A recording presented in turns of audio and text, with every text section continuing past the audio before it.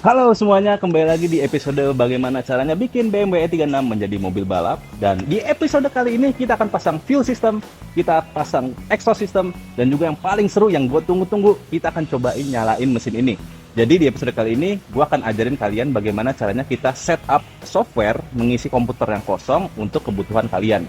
Jadi prosedurnya apa saja, tahapan-tahapannya, agar kalian tidak salah atau tidak ada kerusakan yang fatal pada saat kalian melakukan first starting atau menyalakan mesin pertama saat kalian bangun mobil.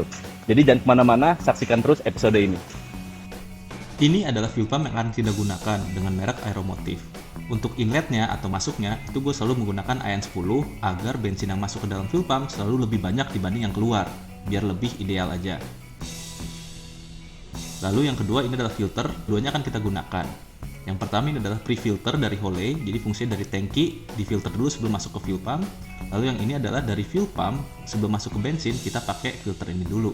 Dan di dalamnya itu modelnya beda dari filter biasanya, yaitu menggunakan bahan seperti stainless ya menurut saya. Jadi ini kalau kotor ataupun masalah, kalian nggak perlu ganti filternya, cukup buka dan bersihin aja pakai carburetor cleaner atau pakai bensin. Jadi kalian nggak usah beli filter terus, dan ini long last atau bisa dipakai hampir seumur hidup, tergantung dari bensin yang kalian gunakan.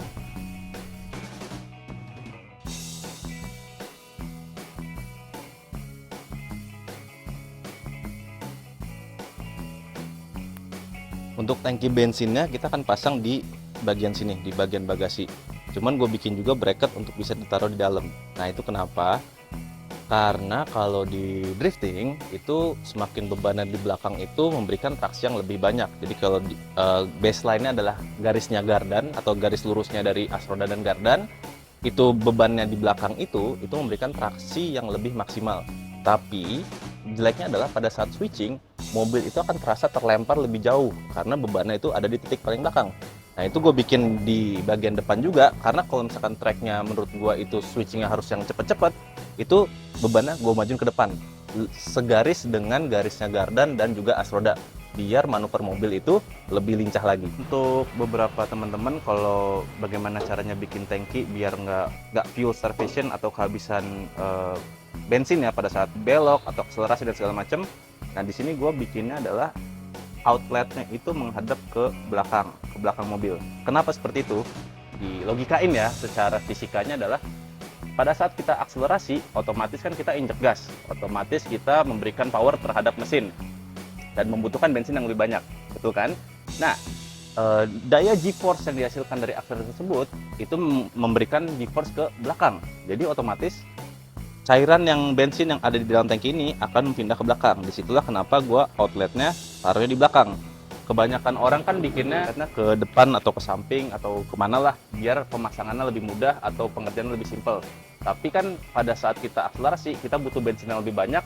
Tapi kalau outletnya menghadap ke beberapa titik yang berbeda, mengakibatkan bensinnya itu ke belakang tapi tidak tersedot. Nah disitulah kenapa gue bikin outletnya di belakang. Mungkin gue coba jelasin dulu cara kerja fuel system di dalam mobil balap. Ya, cara simpelnya adalah seperti ini. Di sini kita punya tangki bensin yang menyambung ke dalam fuel pump menggunakan pipa atau selang dari fuel pump masuk ke dalam bensin. Jadi suplainya itu seperti ini, dan memang di tengah-tengah ini ada filter yang menyaring sebelum ke fuel pump dan juga sebelum masuk ke bensin agar kotoran itu tidak mencampur dalam komponen tersebut. Nah, idealnya karena mobil balap itu sangat dinamis sekali, mereka itu mempunyai namanya G-force. Jadi G-force itu bisa ke depan, bisa ke belakang, bisa ke kiri dan ke kanan. Nah, G-force ini mengakibatkan bensin yang di dalam tangki bensin ini itu bisa goyang-goyang. Bisa goyang ke depan, goyang ke belakang, ke samping, ke kiri dan ke kanan. Sehingga dalam goyangan tersebut terkadang bensin yang di ujung sini tidak tersedot oleh fuel pump. Jadi yang tersedot itu adalah angin, dan disitulah ada namanya fuel surge atau kekurangan bensin under cornering, under acceleration, cornering dan lain-lainnya ya, karena G-force-nya ini dinamis menyebabkan bensinnya yang bergerak-gerak. Nah, gua itu sebenarnya menggunakan seperti ini untuk menghindari ada namanya menggunakan surge tank, karena harus mengeluarkan biaya lagi, beli tangki lagi dan beli pompa bensin lagi. Contohnya adalah seperti ini. Jadi ada fuel pump satu lagi yang kecil di sini. Fungsinya apa? Yaitu untuk mengisi surge tank. Jadi kita punya dua tangki, satu tangki yang besar isinya bensinnya banyak, yang kedua tangkinya kecil, itu hanya mungkin 1 atau 2 liter aja. Jadi dia itu fungsinya untuk menekan atau mengumpulkan semua bensin ke dalam search tank ini sebelum masuk ke fuel pump.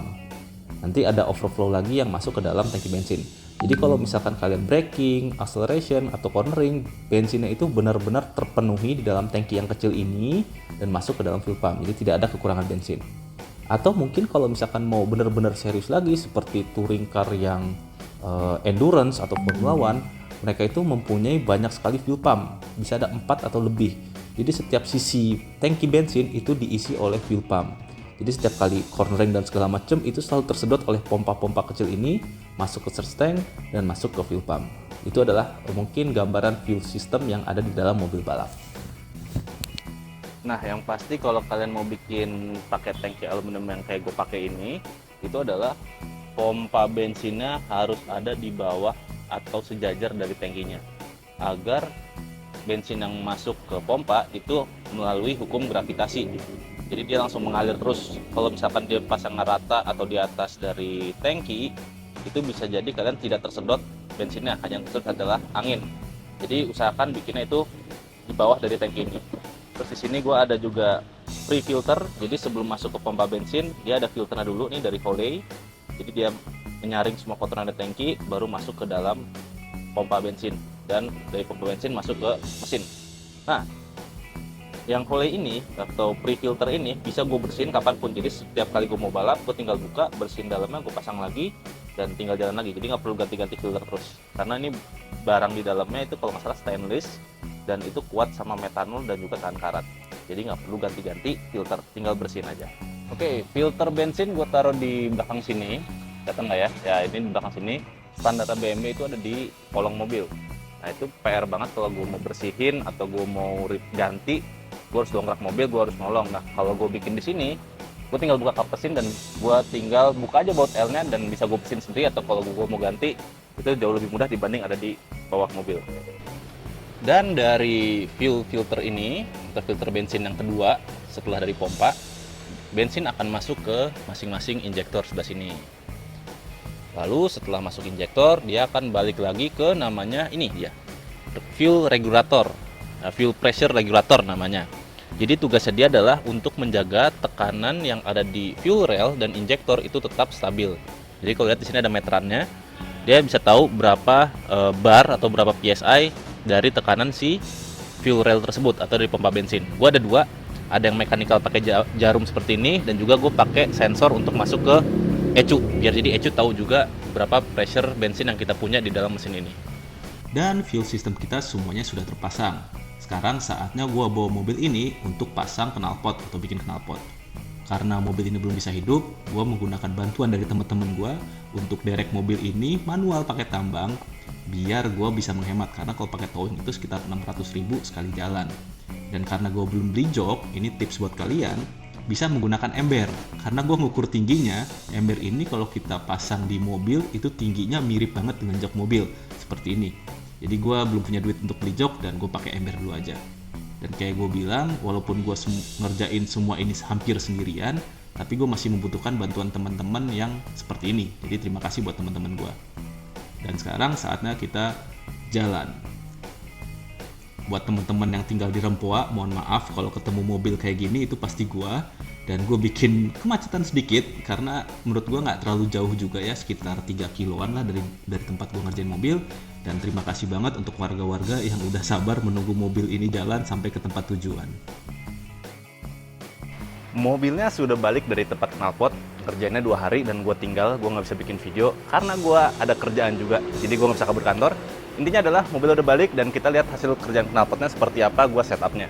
Kita ke kolong. Ya, ini dia. Jadi kita mulai dari depan dulu.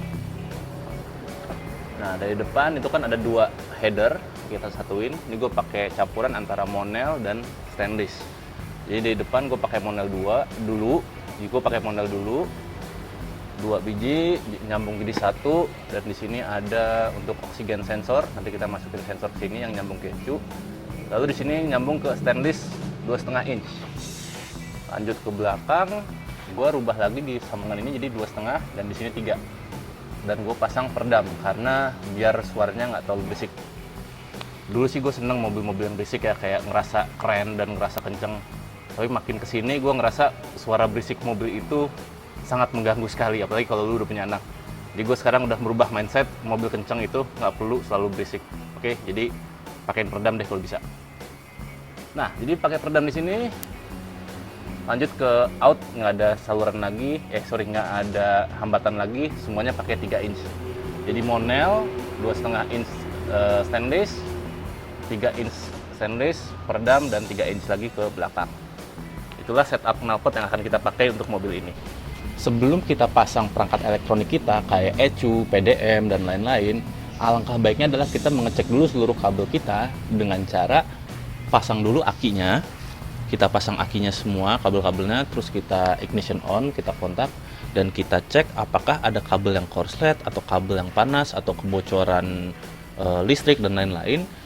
Hal tersebut adalah untuk mencegah perangkat elektronik kalian itu rusak pada saat pertama kali kalian pasang.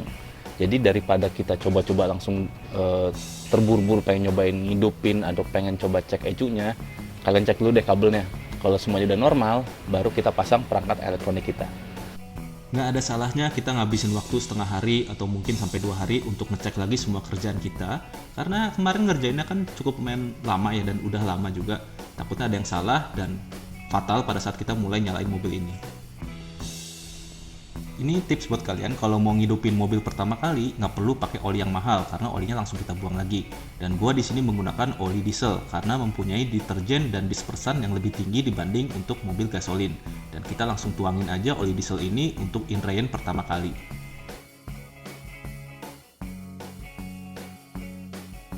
Sekarang waktunya kita untuk isi bensin, dan bensin yang gue pakai karena harga bensin yang cukup lumayan tinggi sekarang ya. Gue sekarang mau cobain pakai Pertalite.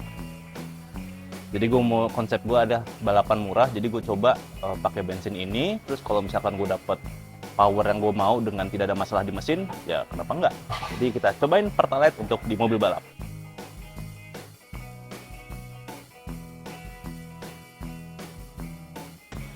Oke, sekarang adalah saatnya kita menyalakan mesin ini. Tapi sebelum kita nyalain, ada beberapa tahapan yang harus kalian lakukan. Dan ini sangat krusial sekali dan tidak boleh kalian lewati. Yang pertama adalah kita harus nyalain fuel pumpnya tanpa nyalain mesin. Kita cek apakah ada kebocoran bensin atau tidak. Karena kalau ada kebocoran bensin pada saat kalian pertama kali nyalain mesin, itu sangat bahaya sekali. Jadi kalau kita nyalain mesin di pertama kali, kita kan nggak tahu timingnya berapa dan juga sudut pengapiannya dan lain-lain. Itu terkadang bisa menyebabkan backfire atau keluar api dari knalpot kalian. Dan kalau ada kebocoran bensin, itu sangat cepat sekali nyambernya dan sangat berbahaya. Yang kedua, kalian harus selalu standby fire extinguisher. Karena kalau terjadi apa-apa, kalian bisa langsung padamin. Terkadang atau banyaknya orang melakukan kesalahan minor, mereka udah yakin banget tapi tidak punya fire extinguisher.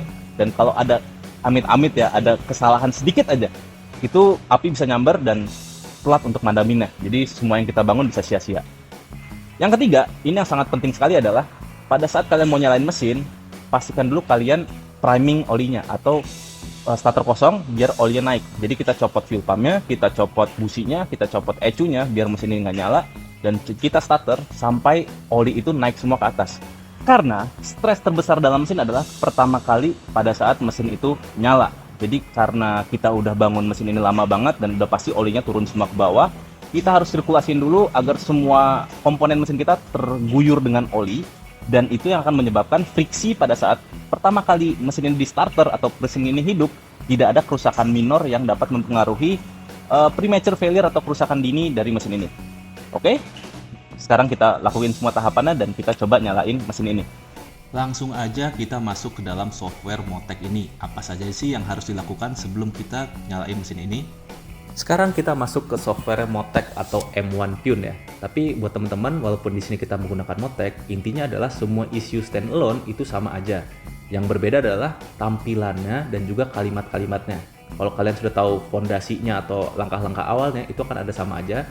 Yang perlu kalian lakukan adalah familiarisasi tampilan dan kalimat apa saja yang bisa berubah di setiap isunya. Contoh seperti ini, kalau kita mau mulai initial setup di Motec, ada namanya initial setup. Tapi kalau di ECU lain mungkin ada engine configuration, ada engine setup, dan lain-lain. Yang intinya adalah mencocokkan kategori atau komponen mesin kita ke dalam software ECU tersebut. Jadi kita pilih initial setup, lalu yang kedua ini ada tahapannya, dan ini tidak boleh terlewati atau di skip. Jadi pertama kita mulai dari engine details dulu, lalu ada input dan output, trigger, sensor, ignition, dan injector. Jadi tahapan-tahapan ini jangan kalian skip, ini di Motec maupun di ECU lainnya, agar nanti kalau kalian nyalain mesinnya, semuanya sesuai dengan tahapan dan tidak ada yang terlewati. Oke, yang pertama adalah alternative fuel mode. Ini kita tidak pakai karena ini biasanya buat flex fuel dan secondary fuel, kita nggak pakai. Lalu ada engine run threshold, ini menentukan RPM berapa mesin ini nyala, di atas RPM berapa. Jadi kalau misalkan kayak sekarang ada di 300, berarti di atas 300 dia akan nyala. Lalu engine displacement, yaitu cc kapasitas mobil kalian. Kita karena kita pakai M25B25 sekitar 2500 cc, jadi kita input 2500. Lalu ada engine efficiency mode, itu mau pakai apa? Kita bisa pakai manifold air density, ambient, dan airbox. Ini kalian bisa pakai map sensor atau mau pakai TPS dari kalian, bebas. Lalu adalah jumlah silindernya, ini engine cylinder karena kita ada 6 silinder, jadi kita input 6. Lalu di sini engine load, mau pakai map sensor atau mau pakai throttle position sensor. Jadi tergantung, kalau misalkan kalian pakai individual throttle body biasanya pakai throttle position, tapi kalau misalkan kalian turbo dan segala macam ada map sensor, nah kalian pilih yang inlet manifold pressure. Lalu ada load average time cost, itu biasanya seberapa sering mesin kalian dalam keadaan stres tertinggi. Jadi misalkan kalau di sentul atau di track itu kan straightnya paling cuma sekitar 5 detikan, kalian bisa isi 5 detik. Tapi karena ini gue mau coba buat drifting, satu track drifting itu kurang lebih sekitar 15-30 detik, jadi gue ambil tengahnya aja, dah 20 detik mesin gue mengalami stres yang paling tinggi. Lalu di sini ada fuel, mau pakai apa nih? Kita mau pakai pump gas, gasolin, metanol, natural gas, etanol atau E85 dan diesel. Ya karena kita pakai bensin dari pom bensin biasa, kita pakai 98 aja. Lalu ada secondary injector, kita nggak pakai, biasanya ini untuk injektor tambahan, kayak kita pakai 6 silinder, otomatis ada 6 injektor. Kalau double, berarti ada 12 injektor. Ini buat yang lebih serius untuk drag race dan juga drifting yang serius. Lalu di sini ada inlet manifold pressure mode. Nah di sini serunya Motec nih, dia ada automatic, ada sensor. Nah maksudnya adalah kalau misalkan automatic, jadi walaupun kita punya sensor inlet manifold pressure atau MAP, kita akan baca dari sensor MAP-nya. Tapi begitu dia rusak atau begitu MAP-nya ada error dan segala macam, Motec akan otomatis pindah ke estimate, yaitu adalah kira-kira di TPS atau di posisi gas kita berapa, RPM berapa, bacaan manifoldnya tuh berapa persen. Nah jadi kalaupun map sensor kalian rusak, kalian masih bisa finish, kalian bisa masih menggunakan mesin tersebut sampai batas maksimal yang benar-benar semua sensornya sudah rusak. Jadi serunya Motec adalah seperti ini. Lalu di sini ada inlet manifold pressure estimate, yang tadi gue bilang ada mau pakai boost atau segala macam, karena kita NA kita pakai 100 kPa aja. Lalu di nomor 2 ada input dan outputnya. Ini kalian isi aja sesuai dari diagram kalian yang kalian bikin wiringnya, nggak terlalu susah. Lalu di sini ada untuk trigger revsing. Jadi di sini adalah crank dan juga cam sensor kalian. Nah di sini kita bisa lihat model tipenya seperti apa, ada missing tooth, ada segala macam. Jadi kalian harus tahu dulu crank system atau crank trigger di mesin kalian itu apa aja. Lalu kalian cari di sini. Lalu di sini ada tipe juga falling edge dan rising edge. Jadi misalkan kalau pakai reluktor itu kabelnya negatif dan positifnya si bacaan sensornya itu kalian tinggal pilih. Di sini juga kalian tinggal pencet F1, akan kelihatan falling edge seperti apa, rising edge seperti apa. Nah cara melihat ini seperti apa? Di dalam Motec itu punya namanya oscilloscope.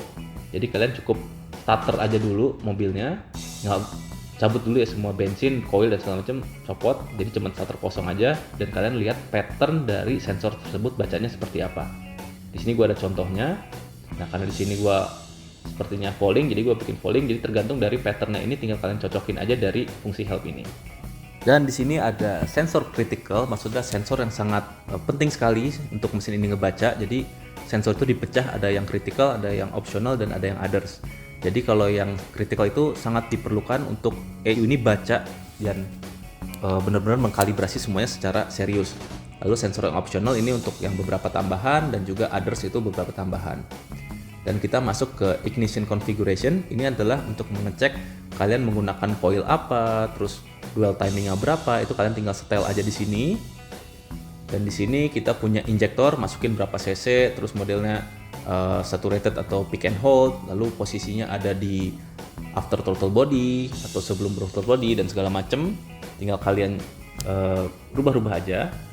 Dan di sini ada engine output. Ini mungkin ada fuel pump pakai outsource yang mana atau kabel yang mana, fan pakai yang mana dan segala macam. Dan di sini ada engine speed limit. Engine speed limit ini adalah limiter dari mobil kalian, berapa maksimum RPM yang akan diberikan di mesin ini. Karena ini gua awal banget, jadi gua bikin mesin ini nggak mau lebih dari 3000 RPM. Jadi semisal ada kayak kebocoran intake atau segala macam kan kadang-kadang RPM suka tiba-tiba jadi tinggi sendiri karena ada udara dari luar yang masuk melewati throttle body. Bisa RPM bisa lompat ke 9000, ke 8000 dan segala macam. Nah, untuk mencegah terjadi seperti itu, gua limit di 3000. Jadi walaupun apapun yang terjadi di mesin gua, kalau misalkan limitnya 3000, dia akan otomatis ngelimit di 3000. Oh iya, ada lagi satu lagi yang gua kelupaan di engine details. Di bawah ini adalah posisi firing order dari mesin kalian. Jadi kalau 4 silinder, 6 silinder, 8 silinder itu semua beda-beda. Kalian tinggal input aja silinder 1, 2, 3, dan 4 dari beberapa firing order yang kalian cari di Google. Itu gampang banget, tinggal kalian cari. Dan di sini tinggal kalian masukin aja berapa derajat pengapian berikutnya dan seterusnya. Jadi kalian tidak akan terlupakan di sini. Nah, menurut gue sih ini udah cukup banget karena kita untuk nyalain mesin cukup ini aja. Dan kayak fuel dan pengapian itu nggak perlu kalian isi karena base map atau misalkan yang dari isi standarnya ini udah cukup untuk nyalain. Nanti begitu nyala baru kalian tambahin atau kurangin sesuai dari kebutuhan kalian. Semua tahapannya sudah kita lakuin, tidak ada kebocoran bensin, oli sudah kita priming, sudah muter semua sirkulasi olinya, semua soket sudah terpasang, tidak ada korslet, dan saatnya kita nyalain mesin ini. Bismillahirrahmanirrahim, semoga nyala.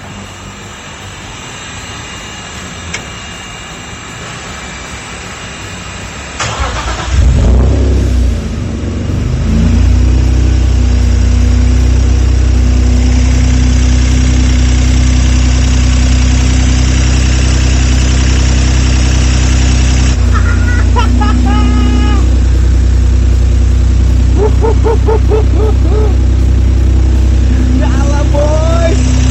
Sekarang kita cek ada kebocoran atau enggak dimanapun itu. Dan ini harus sabar karena kita nggak boleh terlalu excited, nggak boleh terlalu seneng. Kadang ada hal minor yang kita kelupaan dan ini harus teliti banget. Tapi nyala. Oh, nyala.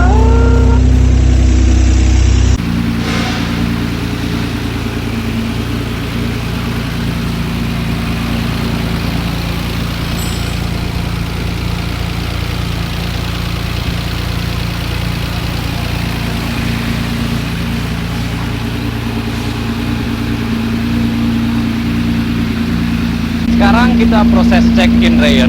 Indrain itu adalah kayak manasin mesin pada saat pertama kali. Kalau yang pertama kali gue lakuin adalah gue nyalain, terus gue ganjel gasnya sampai di 2000 rpm.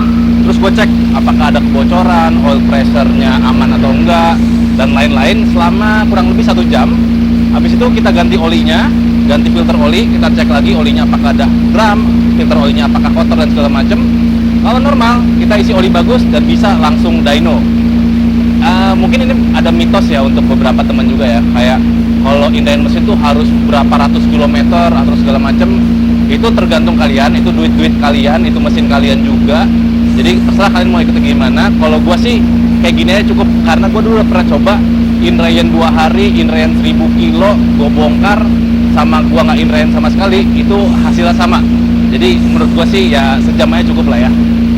Nah, inilah status PDM yang gue bilang. Di sini ada status warnanya. Hijau artinya fungsi normal, tidak ada masalah. Kalau dia ada masalah, warna merah atau warna kuning. Jadi kalau ada problem, kalian nggak perlu cari satu-satu mana yang rusak, tinggal lihat status LED-nya aja.